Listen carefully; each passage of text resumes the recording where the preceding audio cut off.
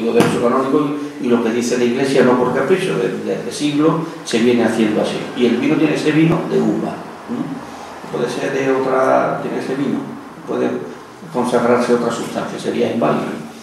Bueno, ¿y qué ocurre si el cura no puede tomar vino?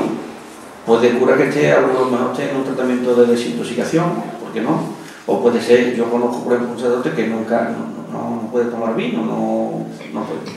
¿Qué pasa? No puede celebrar la misa. Normalmente mojan un poquito la hostia y ya el resto del vino pues lo bebe un acólito o algún ayudante que tenga. Pero en el supuesto de que no pudiese probar absolutamente nada, el sacerdote tiene que tomar el pan y el vino. Entonces tiene que pedir una dispensa especial y bueno, se le deja que comulgue solo, pero tiene que ser con su dispensa. No puede omitir. El sacerdote tiene que tomar las dos sustancias. Bueno, termina la comunión y entonces llega el silencio después de la comunión. Este es el momento en que los acólitos deben quitar otra vez todo lo que haya en el altar y hacer la purificación, que se llama purificar los vasos sagrados, pero no debe hacerse en el altar. Aquí seguro que en la mayoría de los sitios lo harán en el altar, ¿verdad? O sea, coger los restos que quedan de partículas de la hostia en la patena y echarlos al cáliz, después se echa agua y se bebe, se sume todo el contenido. Pero eso no debe hacerse en el altar. Debe hacerse o bien en la credencia, apartarse y hacerlo allí, o bien cuando termina la misa. Porque claro, hay algunos, parece que eso es como una especie de segunda comunión, o otra especie de sacerdote también, algunos lo hacen con un rito, con una cosa como si fuera... Eso es simplemente un tema de intendencia, porque la misa, si habéis dado cuenta, tiene una estructura que más o menos responde a lo siguiente. Es una cena, es la cena del Señor. ¿Qué se hace en la cena? Primero se recibe a la persona, rito inicial. Después se habla la palabra. Después se come, se comparte en común la Eucaristía. Y por último se despide. Bueno, pues cuando se acaba de comer, ¿qué se hace con los platos? Se lavan. Pero que ya digamos que ese lavado, esa purificación de los vasos es un acto litúrgicamente irrelevante. Eso no tiene ninguna importancia. Pero algunos lo hacen con una cosa en el altar. Debe estar además fuera del altar. Incluso se puede dejar para después de la misa. Una persona adecuada que lo haga. Por cierto, si alguna vez pues, no hay nadie que pueda beberlo por circunstancias, pues eso nunca debe tirarse a un lavabo normal ni a tal. O se echa a una maceta, por ejemplo, a la tierra, o antes había en la sacristía una pequeña pila que servía para esos menesteres. Hoy día pues no suele haberla, pero si en cualquier momento, en cualquier caso, sospecháis o veis que esté al cuidado de aquello que el agua puede contener alguna partícula de la hostia consagrada y nadie lo pueda beber o por lo que sea, pues nunca tirarlo a váter ni a un sitio puede ser un sitio adecuado, por ejemplo, con una maceta o tierra, algo que sea de la naturaleza.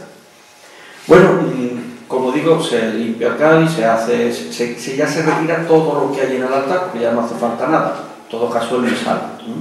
Y después se hace un silencio, un breve silencio, hasta que viene ya la oración sobre la oración de acción de gracias o la oración de la poscomunión. Todo el pueblo se pone en pie y se dice la oración. Y a continuación pues ya vienen los ritos de conclusión, ya estamos terminando la misa. Normalmente si hay que dar algún aviso a la comunidad, alguna historia, este sería el momento de hacerlo. Bueno, pues mira, mañana la catequista te cita de aquí a las 4 de la tarde que va a haber no sé qué, antes de los ritos de despedida. Y ya a continuación se saluda al pueblo de nuevo, Señor esté con vosotros y con tu espíritu. La bendición del Espíritu Santo ya se da la bendición. Se debe inclinar la cabeza poco al momento de recibir la bendición. Y hay dos tipos de bendición, una la bendición simple y después también hay una bendición solemne que se dice en algunas solemnidades, que tiene tres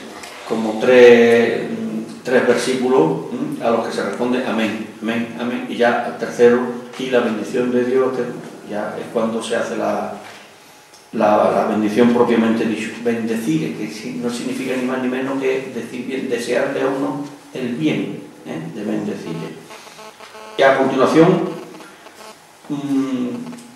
podéis ir en paz, que si el diácono lo dice él, y la asamblea se disuelve. La procesión de salida, pues se organiza de la misma manera que la entrada. Lo que ocurre es que, en este caso, si va el obispo siempre porta el báculo de la mano izquierda, de la mano derecha pues va bendiciendo, va saludando. Además, otra cosa curiosa para que sepáis, el báculo, el obispo siempre lleva la voluta mirando hacia adelante. Cuando lo coja el ministro que se lo sostiene en el momento que lo tiene, debe tenerlo mirando hacia él. Se le da siempre con la mano izquierda para que él lo coja con la mano izquierda y siempre lleva la voluta adelante. Y la otra mano, el obispo, si no va bendiciendo, pues puede ir al pecho, la mano al pecho. Y los acólitos en la postura que antes dijimos. Llegan a la sacristía y allí hay que esperar también, si está el obispo, digamos en ocasiones solemnes, ¿no? Pues se espera que entre toda la procesión y entonces pues se le dice unas palabras en latín, prosi, se invitan eterna amen. Y ahí ya se termina la misa.